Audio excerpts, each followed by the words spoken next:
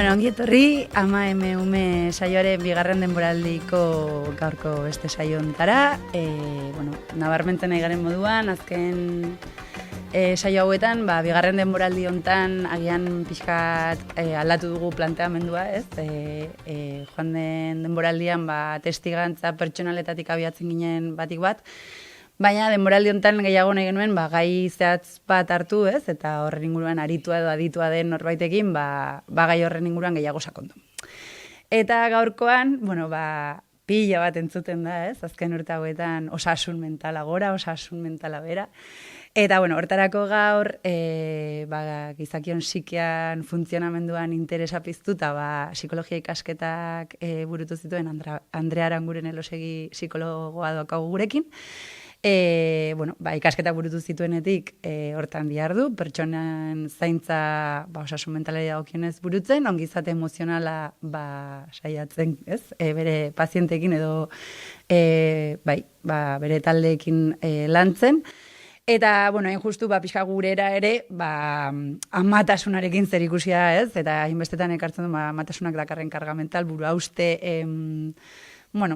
bereziki ez, gure belaunaldiko amei egiten dien estanda horren inguruan, pixkat horren inguruan aritzeko, baina baita ere bereziki, adintarte batetaz, nera bezaroaz, ez, ere aritzeko, ze bada ere adintarte, unik uste gaina urtengo denboraldian, nahiko presente daukaguna, ez? Eta espazio eman nahi izan dioguna, egia da pixkatu hartzen garela askotan amatasuna hitz egiten denean, ematen dula oso haur txikien amatasuna hitz egiten dugula, ez? Eta, gaurkoan ere zehazki, injustu Andrea, hortan ere aditua badelako, nerabe taldekin lanean diharduelako, eta baita familia terapietan ere bai, eta, guzti hortaz gaur aritzeko, hemen dugu Andrea, ongi etorri Andrea. Eixo. Mil esker, etortzagatik gurea.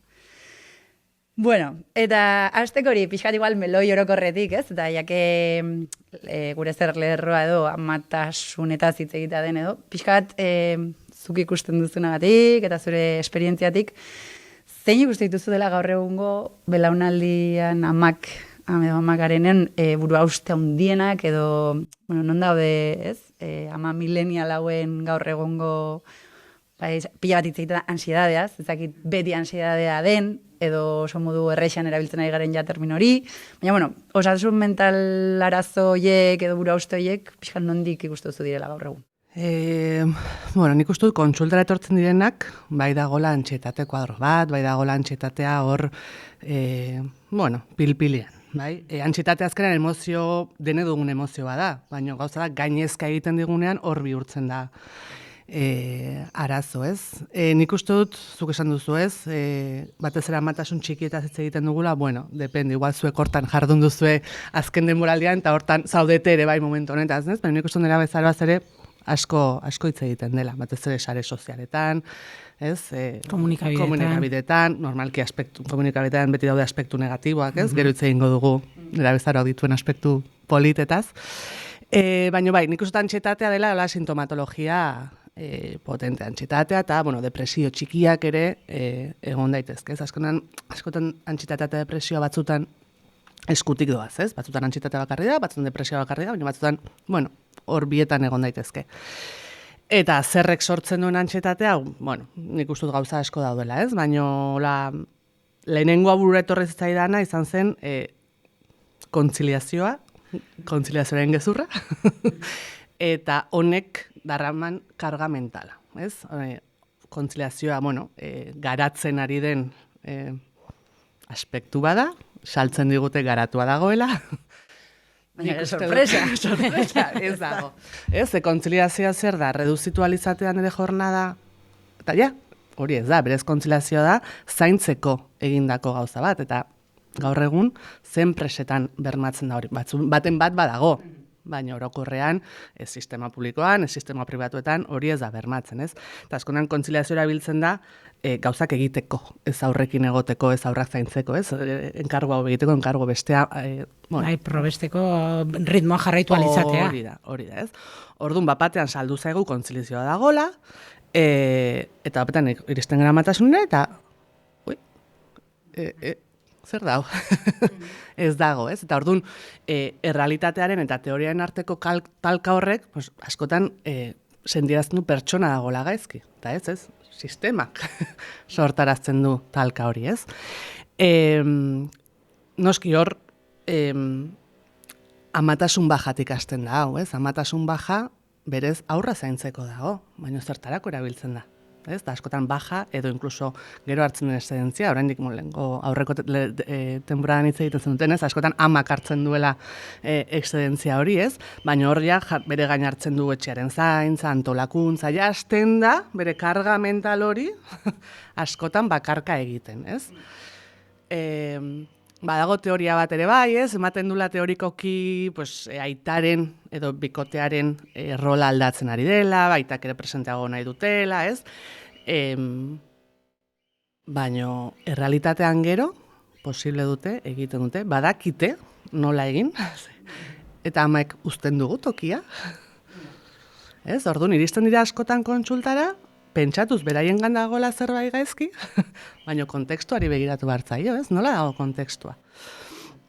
Orduan, imaginatu ezakegu zer den amatasuna, ez? Baina amatasunak eskatzen du gelditzea, amatasunak esaten du ritmo jeistea, amatasunak eskatzen du, eta prest gaude? Horretarako. Hasiera horretan? Eta ez gara oso autoexigentak ere? Homo, bai, noski. Zeren gainera sare sozialek hori eskatzen digute, ama milenialak egin berrote hau, eta gainera ez dinak esatu, eta ez bazera iristen arazoa zure gandago. Bai, eta orduan, eske nire gaude hor aldaketa batean, ez?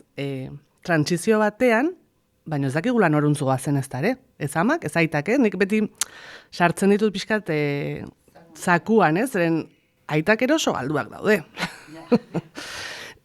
Noraino bai, noraino ez, zer bai, zer dago ondo, zer ez dago ondo. Nire ustez oraindik galdera asko daude gizartean, badakite zetorze moduan ez dagoela ondo. Hori deskonstruitu behar dute, baina zer eraiki behar dute, nola eraikiko dugu? Eta amek igual, ez? Du argide ez du nire ama bezalako izan nahi, orduan ingo du justo kontrako, baina igual pasatzen gara pizka roska. Claro, ez, eta orduan ez du nire ama bezala izan nahi, baina ez dakit beste modu batea izaten, orduan aguantatzen noa, eta bapatean esplotatzen dut. Eta bitartean gainera jasotzen ditugu mezu pila bat ereduen inguruan, ez? Edo nutrizioaren inguruan, edo pixua handia, zuzera eredua eta nola egiten duzun eragingo dio bizitzan, ez? Osea, nik uste dut hori ere nahiko berria dela. Bai, kontzientzia hori. Claro. Nik uste dut gure amek amunek, ez zeukatela horretan pentsatzeko aukerarik, denborarik.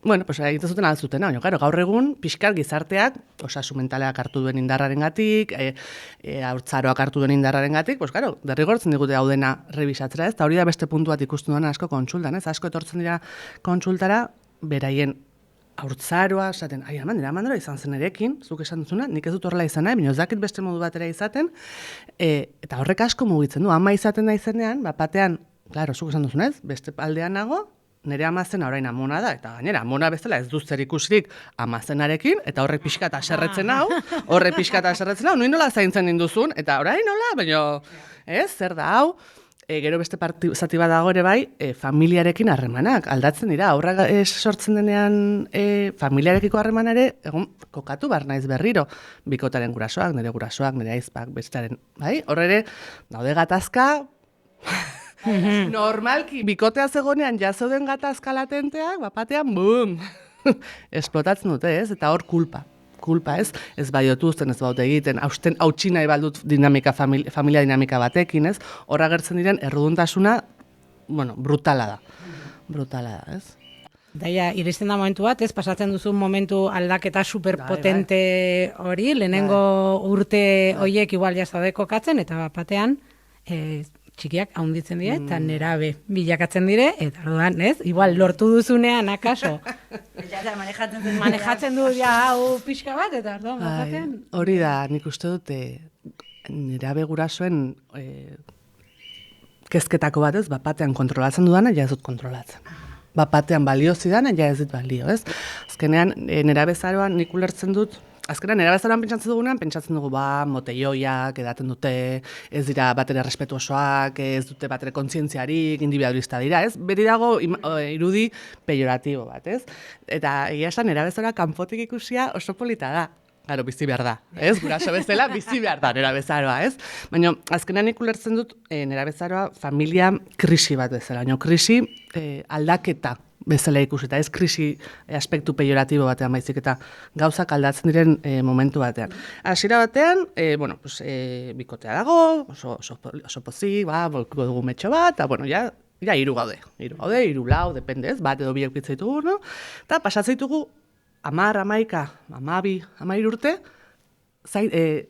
ezitzen, osea, horrela, ez? Bikotea ez da begiratzen. Eta batean, larun batean, sofan nago, bazkalduta gero, begiratzen dut eskubitara, eta nor da gizon hau, ez? Nor da emakume hau? Osea, wow, claro, eske azkenean da, batean ditut 45, 50 inguru, y de repente, nor da gizon hau, eske ez dut ezagutzen, hau ez animaite mindu nintzen, ez? Nerabezaro honetan dago, krisi individual bat, pixka bat ez, begiratzut atzeraka. Daramatzat lanean egon baldin manez, daramatzat 20 urte lanean, gutxi gora bera, ez? Jo, nituen ametsa, nituen proiektuak bete ditut, ez ditut bete, me iba a comer el mundo. Osea, benetan hori egin dut, zer dut? 20 urte ditut aurretik oraindik, 15, 20 urte. Ez, hor dago krisi bat, nire gorputza, nola dago nerabezaroan sartzen naizen, nire alabak sartzen diren nerabezaroan, pues nire gorputza aldatzen ari da, jaz dut hainbeste energia, zimurrak, gizartak eskatzen didan kanon horiek, bai, hori dena, nola dago? Orduan, badago krisi individual bat, emakumearengan eta gizonarengan, berdin du bikotearengan, badago krisi bat individuala. Dago bikote krisia. Krisia, como, nahi dugu elkarrekin jarraitu? Ez dugu nahi? Elkartuko gara berriro? Jarraitu nahi dugu proiektu honekin? Osea, gai gara berriro klik bat egiteko? Ze urte guzti hauetan bai eukitugu aste burutxoak, eukitugu momentutxoak, baina benetan egoteko denbora eukitugu? Ez. Gaur egungo realitatean, ez. Hori gutxi balitz, goazen gora behiratzea, nola dago nire ama, nola dago nire aita? Ez, ja dago zahartzaroan sartzen. Orain arte zaintzan lagundu didaten hauek, orain eskatzen dute zaintza bat. Bai, nola dago amona, aitona, bizirik baldin badaude, igual ja erori dira eta aldatu diete aldaka, eta dago oso dependiente, edo dauka, gaixotasun bat, bai? Nola dago hirugarren generazio hori? Horrek orain egon naiz, beraka begira, hau zaintzen, eta orain joatzen zait, goikoa zaintzea. Eta ni nire burua, saiatuko naiz pixka bat zaintzen ere bai, ez? Orduan, karo, eta gero, orain sartuko geran, nerabea ere bai nola dagon. Nerabeak ere baditu bere gauzatxoa garai honetan, ez? Orduan, horregatik gustatzen zaitu ulertzea, pues pixkat familia krisi bezala. Ez askotan markarrek esaten dugu, nerabea da. Arraro dagona nerabea da, arazo daituna nerabea da. Markatu. Eta nola gaudegu. Ez? Osea, garai oso komplikatua da ere bai, ez? Eta hori, esaten zura, zer da nerabezaroa? Osea, nola definitzen da? Bueno, azkenan nerabezaroa, eskiren dizuan bezala, nik definitzen dut familia krisi bezala, baina ja gaztetxoa hartuta da, garai bat, non utzi behar dudan aurre izateari, ja aurren rolak ez dizkit balio, aurran harremantzeko moduak ja ez dit balio, ezagutzen dituen arauak ja ez dizkit balio, baina ez dakit. Ez? Zer espero den nitaz. Hemen banekin jokatzen. Liga honetan, batzutan ondo, batzutan okerro, baina, banekien ikasi nuen. Baina orain, zer espero da nitaz, zer? Nik erabakik hartu behar ditut orain? Orain hartu nire gatik hartu dituzte. Gutxi gora bera, orain nik hartu behar ditut. Bai, daude aldaketa oso handia, bai, psikologikoki, fizikoki, dituzten aldaketa guztiak, bularrak, ilea, agnea, ahotsa, daude fizikoki, transitatu behar diren aldaketa batzuk, eta gainera normalean, batekoak direnak. Batean aurran ez, eta batean agnea dut, edo batean aurran ez, eta batean ateratzen zititiak, eta gehi, gizarte honetan, non irudiak, beraien garaian batez ere, sare sozialen bitartez, garrantzia handia duen, ez? Hor dago dolu, erraldo bai, dolu fisiko bat, dolu emozional bat, dolu harremaneko dolu bat, eta gero, batean taldeak hartzen duen garrantzia, ez? Azkenean, familia lehenengo identitatea ere ikitzen noa, baina nerabezaroan taldeak ere ematen dit identitatea. Nerabezaroan taldea ez daukan nerabeak oso gaizki pasatzen du normalean, ez? Azkenean taldeak ematen dio babesa, ematen dio identitatea, orduan, batean ikustea ari direla taldeak eratzen, eta bat kanpoan geratzen denean, benetan oso gaizki pasatzen dute, falta zaie, ez? Hanka hori bezala, ez? Eri behin entzutena metafora gixera biltzen dela ez, baina nera bezaroan gure gurasoak hile egite ditugula, ez? Azkenean dela, ez, baina urtaroan azkenean gure eje zentral, gure referentzia, gure ongizatea dago gurasoengan eta segurazki bereziki amengan oinarrituta, ez? Eta batean hori aldatzen da, ez? Eta askotan igual ja ez da igual ardatza hori, baizik da lagun esaten zenuna taldea, lagun artea, eta claro, trantsizio hori ere da potentea. Aurrarentzat eta gurasoentzat. Guraso bezala, ama bezala, nola ez du lanerekin egon nahi, nola ez naizela. Ez nau behar. Ez nau behar. Eta hori, horrek beldur asko sortzen du. Beldur asko sortzen du, zorain arte, bueno, pues berak erabak, uste nion aukeratzen zarropa naizun, uste nion estraskolarra pixka bat aukeratzen, baina uneri ondo torzen bat zedan ordutegitik, bai bestela ez. Ez, bani joan nik kontrolatzen, baina orain. Ondo pasau bai ama. Eta beldurra, ez? Beldurretik. Bai, claro, horrek beldurra sortzen du. Eta azkonan beldurra egiten du, edo jartzen ez hiperkontrolatzaile, bai? Edo blokeatzen naiz, bai? Eta horre tortzen dira askonan erabezaroan ikustitugun talka gurasoen hartan da, ezintasun hori gurasoak modu berri batean kokatzen, ez? Eta gazteak aldu nahi den du. Baina guraso bezala, heldu bezala, hor kokatzen zaila da, ez? Nik ere dolu bat egin barut ama bezala. Ja ez da nere umetxoa. Eta ja, ulertu behar dut, erabakiak hartuko ditula, sufrituko duela, minartuko duela. Ze, gauza bat oso asko ikusten duguna gaur egun, dagoela tendentzia handi bat, batez ere lehen haurtzar honetan, gure aurrek ez sufritzea. Ez? Sufrimendua derrigorrezkoa da, beharrezkoa da handitzeko. Ez badut sufritzen, sufritu bai. modu osasuntxu batean, bai? Ez banaiz frustratzen, ez badut hori dena egiten, ezin dut handitu. Zeren gainera geroz eta azkarrago nahi dugu, ni pentsatu dut hori askotan. Egiten ari dire dena. Ez, baina txirrindan ibiltzen oso goiz. Gauza guztietan, edo eramaten ditugu oso zinemara, gauza esperientzia asko, zuten nera bezaroan zein gutaz. Aspertzen dira. Aspertu, ez? Edo ultraestimulatuak, ez? Baina gu eta hori da ikusten dugun arazoetako bat, erabezaroan, batean ikusten direla, aspertzen naiz, eta hori ezin dute soportatu. Ezin dute soportatu. Jazen, bete diegu hautzaroa gauza. Claro, erabezaroa eta lehen hori karrera edo ikasketak bukatzen dituzten horretan, ez? Horreri ikusten da asko batean, bizitza ez da hiperestimulo bat, eta aspertzen naiz, eta hau da ez da sareetan ikusten dudan bidaiak, eta udaren aspertzen naiz, ez? Eta hor, gazteek oso gaizki pasatzen ari da, 25 bitarte horretan, orain paziente asko ditugu.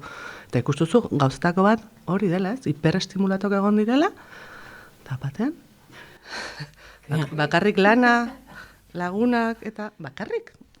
Nahikoa, baino bakarrik, orduan.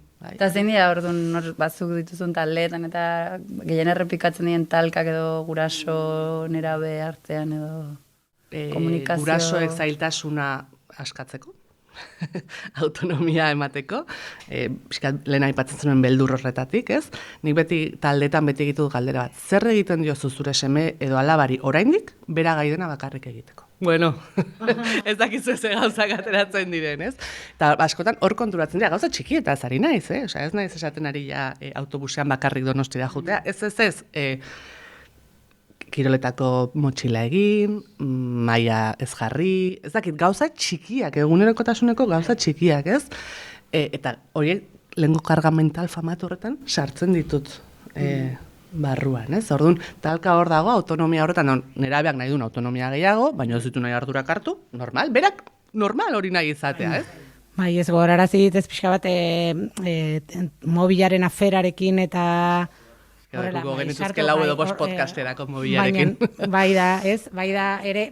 Telefonoaren inguruan esan barko balintu 3 gauza, beti bizatut 3 gauza babestu behar direla, ez? Dela, ikasketak, bai? Ikasketa momentuan ezin du telefonoak egon ondoan, hori babestu behar da, bat ez hasieran ari nahiz egiten, ez? Gero ja, 18-19... Bai, dinamika batzu barneratu arte edo, ez? Bai, hori da, ikasketetan ezin du telefonoak egon, ze beraien telefonoa denbora guztian horrela dago, nik behin daukat grabatua, nerabe baten minutu terdiko nola erabiltzen duen aplikaziotik bestera, eta jartzen dudanean hori taldeetan, gurasoak flipatzen dute minutu terdian, igual sartu da 6 aplikazioetan, bidali ditu 25 mezu, ikusi ditu ezakitzen bat gauza, eta gero, hori estimulo guzti horrek ez dituzten gero. Hori bere alakoatasuna den, ikasketak behar du denbora bat, behar du konzentrazio bat, behar du prozesu bat. Mobila bere alakotasuna. Bai? Hori, gero loa, ikustitu arazo asko telefonoak geletan lo egiten dutenean, aurren geletan lo egiten dutenean, pues, ordu batak arte, ordu biak arte, orduan gero lo gutxi egiten dut, eta goizeko 7 esnatzen ez lo, klasera noa, noski ezin dut atenditu, oza, nire burmuina dago lo, orduan, bueno, eta gero dago familiarteko komunikazioa. Nerabezaroen noiz elkartzen gara? Afaltzeko orduan, normalean. Batzutan bazkari ere izan daiteke, baina normalean familietan elkartzen momentua gaua da. Ez du telefonoak maien gainean egon, edo inguruan, baina ez aurrarenak, ez gureak. Hor dugu erronka denok. Ez gureak, ez ni honetan kontzientzia dut, irakurri dut, hori dena, nik nire etxean jarri behartzen nuen kutxa bat, ni etxeresten nintzenean telefonoa horruzteko. Zer bezala, argazki bat atera, eta nahi gabe, Egiten dugu. Orduan, nera bezarari, eta barkatu, eta konektatu beste gauza batekin, netzako telefonoak ere badu pixka beldurrarekin, gurasoen beldurronekin lotuta, claro, ematen diogunan telefonoa, espero dugu esatea, ama, igonez autobusera, igonez ezakizer, iritsi naiz, ez? Denbora guztian, feedback hori. Baina zer eduari diogu ematen hor, harremantzeko moduan. Horari diogu ematen, ondo dagola kontrol hori, ondo dagola denbora guztian besteak jakitean ninun nagon, bai? Zer eduari diogu ematen gero bera harremantzeko moduan, ez? Hainez pixka pentsatzen dira bikote harremanetan, edo laguntasunean ere bai, ez? Zer eduari gara ematen orduan, hor kontu zibili behar da, ez? Zer ematen bario telefonoa, ez da horretarako, osea da, pues, zuk esan duzula, pues, sozialki ja behar duelako, gaur egungo nera bezarako gauza bat delako ere bai, orduan, kontuz ere bai horrekin, ez? Guraso bezala, zer eskatzen diogun, nigoatzen ez gaztelekuko begirale bat, bueno, langile batek behin esatzen bai, eske ginen aktibitate batean, eta telefona utzi behar zuten, eta handik ordu batera iritsi zirenean, bazitun, amaren 5-6 zergatik ez diazu telefonoa hartu? Ama, bazekien amak gaztelekoan zegoela, ez zekien igual aktibitate hori egin behar zuela, baina, bueno, ama eske zin, ez? Orduan, claro, ama honek beldurretik egin zuen, eta ez kezkatik, ez beste nundik, baina, claro, ezin dut ez da ordu bat deskonektatu? Kontuz horrekin, ez? Eta gero geneukan amaitzeko, beste melonazo bat. Bai, baina nezakit... Igual, tip modura edo, baina ez, pixka bat, zuri ere tokatzen zaizulako lanean, hori gaur egungo realitate oso zabaldu bat, kasir ikustut iritsiko dela izatela... Normaltasun. Normala. Da guraso banan duen egoera, ez? Badago kriantzaen adin tarte bat zinetan banaketa gehiago ematen dian? Nik esango entzuzke bi. Bat nera bezaroa esplikatu dizudan honengatik, ez? Leno esplikatu dizudan, nortzerazu? Honetatik, ez? Pixkat, hor ez dela lortzen, ez? Hori gehi, nera bezarrak dakarren erronkak, eta horrek egiten duela esplosio bat. Hori alde batetik, eta bestea esango nuke, leno esaten genuen aurra jaiotzen denuen momentu horretan berriro familia ekilibrioa lortzen ez duten bikote hauek, ez? Non, hori, gehiegi den beraientzat, eta ezin den benetan, talka hori, bai, hori da, ez? Ezin den pasa bitik 3 edo 4, ez?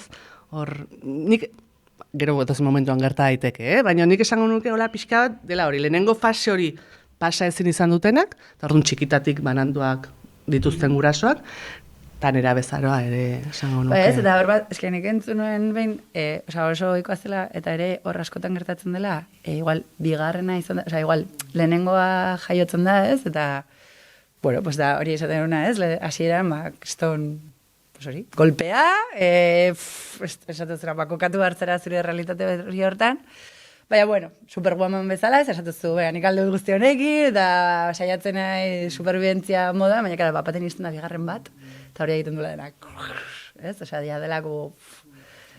Eta esaten hori, ez? Hirugarren bat iristen bada. Ispilu erraldoi hori, azkera ja, delako, edo eman diozu bide eta asizara lantzen esaten zuna, ez? Gatazka txiki guzti horiei, edo bestela ja...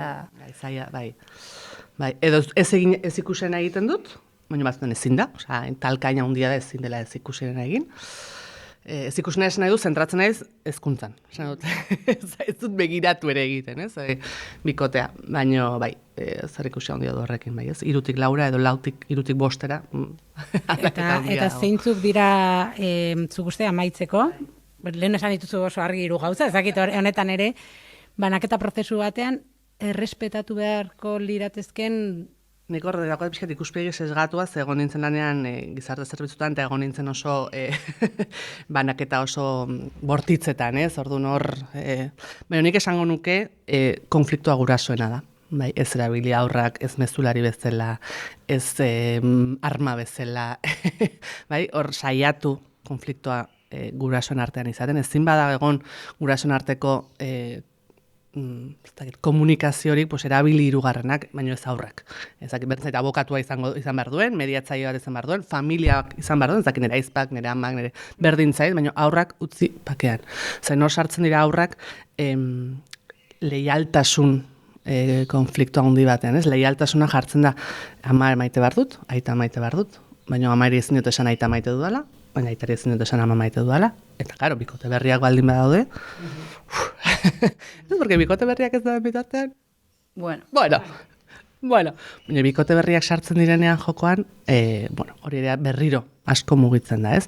Nik beti esaten diet amei edo aitei, bidatze suertea doan zuen seme edo zure alabak, badagola, zurekin ez dagonean, beste pertsona bat zainduko duela, zuk zainduko zenukeen bezala, ez? Orduan, guazen ikuspegi hori aldatzera. Bai, eta hor badago, edo igual ez, baina ez da orokorrean aurrak ez du azkenean beti fondoan espektatibat noiz bat agian itzuliko, osea, ez? Fantasia hori. Batzutan bai, batzutan ez. Batzutan askoz lasaitu bat hartzen dute, banatzen direnean. Zen lehenagoko tentsioa zen brutala. Nera be askok zaten dute, a ver, se separan ya de una vez. Ez? Osea, nera be gola esate dute, orduan, bai. Eta gero, nik beti gorroitarazten dut ere bai, etxe batetik besterako aldaketa horretan, aurre trantsizio bat behar dutela minidolu bat. Bai, ate bat itxi behar dutela beste irekitzeko, orduan lehenengo egun, 2 egun horiek, bueno, pues pixka bat ere bai kontuz eta goxotasunez tratatu ez, etxe batean modu batera funtzionatzen da, eta beste etxean beste modu batera horregatik banatu ziren, zeren horrek ez zuen bat egiten, ez? Eta gero azkenik ere bai, normalki banakera txikitan egiten, aurrak txikia diren egiten, konbenio bat jartzen da martxan. Konbenio hori berrikusi behar da. Osea, mesedez. Osea, 3-4 urterekin balio duenak ez digu balio 9-10 ez da 15-16rekin. Orduan batzutan jartzen da konbenio bat martxan eta. Eta hori mantendu behar da, ja. Jartzen gara terkoak, ez? Como, esan genuen hau eta punto, ez? Eta egia batzutan lehenengo konbenio horretara iriste asko kostatzen duela, pues esaten dizudan konfliktitate punta honengatik, baina berrikusi behar da. Beharrak aldatzen doaz. Gurasoenak, baina aurrenak ere bai. Orduan, bueno. Ala, tip moduko. Eta bagaude... luzatzen nahi geha pila bat. Diote, zen azkenean, nik uste dut gatazka asko etakoa bada sistema eta nola funtzionatzen dugun, ez? Familia eredu nuklear oso ertxia da, gauza askotan, ez? Eta, bueno, pues, feminismotik, ez? Zaintza publiko komunitario bat, bueno, tribuaren kontzeptua, ez dakit. Baina gure generazioa, niri zalantza pertsonala da, Perrez gaude beste harreman ereduak edukitzeko? Hori izaten nuen hasieran, ez? Hor gaude. Ja. Hor gaude, guri trantsizioa tokatzen zaigu. Ja. Zer nahi dugu eraiki? Ideala badakigu zeinen. Irakurri duguna formatu gara, ideala badakigu zeinen. Bai guretzako ona, bai aurrentzako ona. Askatu dezakegu? Zaintzak ematen digun kontrol hori? Zaintzak ematen digun, guk zaintzara ukitzea ematen digun podere hori? Pres gaude hori askatzeko? Uzteko, aita batek bere modura egiten. Eta jaz, eta gian beste 3 batek. Eta, bueno, bai, noski, claro. Bai. Pues bai, beste 3 edo 4 podcast gehiago behar ditugu, Utzi ditugu gazak jarraitzen lantzeko, baina, bueno, eskerrik asko, Andrea. Zan da oso interesgarria. Zuei.